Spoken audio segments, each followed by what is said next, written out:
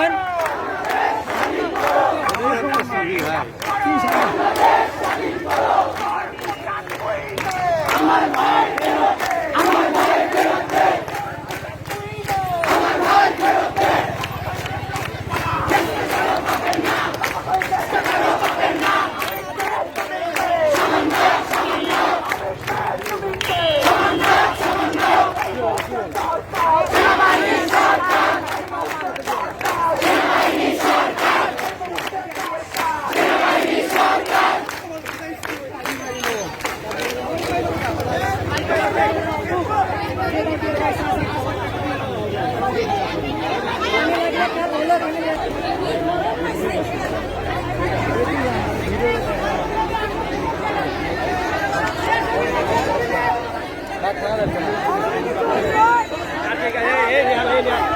সবাই একটু বসে পড়েন, কষ্ট করে বসে পড়েন।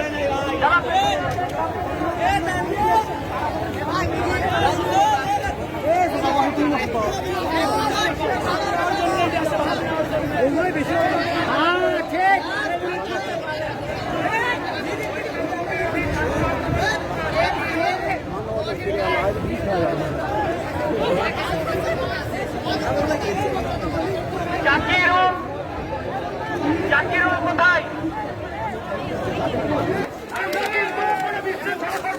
আমি প্রশাসনের ভাষণ অনুরোধ জানাবো,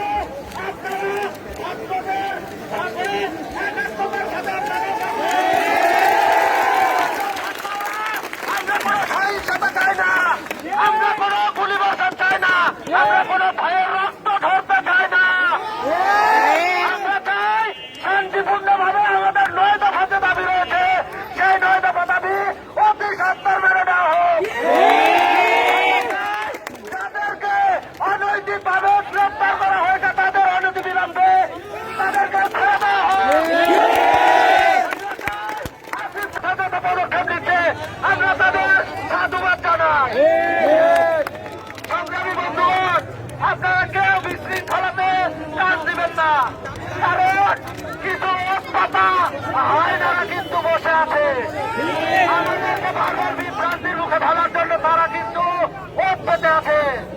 তাদের কোনো কথাতে আমাদের কান দিলে চলবে না।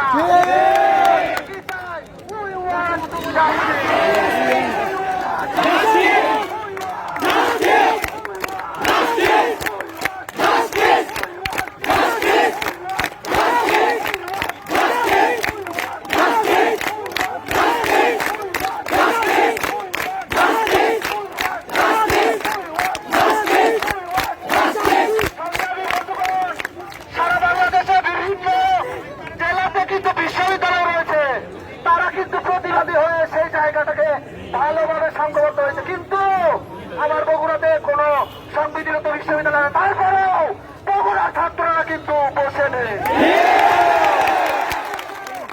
বগুড়ার জন্য গর্বের বিষয়। কলেজ, শাহসুলতান কলেজ, শহীদ আহমেদ কলেজ, পাশাপাশি ইন্টারমিডিয়েট কলেজ এবং হাই স্কুলের ছেলেরা কিন্তু মাঠে নেমে যৌক্তিক দাবি। তারা কিন্তু অন্যায় কোনো দাবি করে নাই, তারা চাকরি চায় নাই, তারা কিন্তু অন্যায় ভাবে কোনো কিছু চায় নাই। তারা চেয়েছে কি? শুধু অধিকার, শুধু অধিকার চেয়েছে। বাংলাদেশে কখনো 56% কোটা হতে পারে না।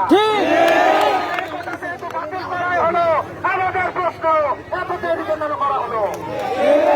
এই কোটাটা বাতিল আগে করলে তাহলে আমার এই ভাইদের, আমি চাই ভাইদের প্রাণ যেত না, আসিফ ভাইদের প্রাণ। আমাদের 9 দফা দাবি পূরণ চাই। We want justice. We want justice. We want justice. We want justice. We want justice. We want justice. We want justice. We want justice. We want justice. We want justice. We want justice. We want justice. We want justice. সবাই একটু থামেন। আমরা দ্রুত সংক্ষিপ্ত বক্তব্য দিয়ে আজকের প্রোগ্রামটা শেষ করতে যাচ্ছি।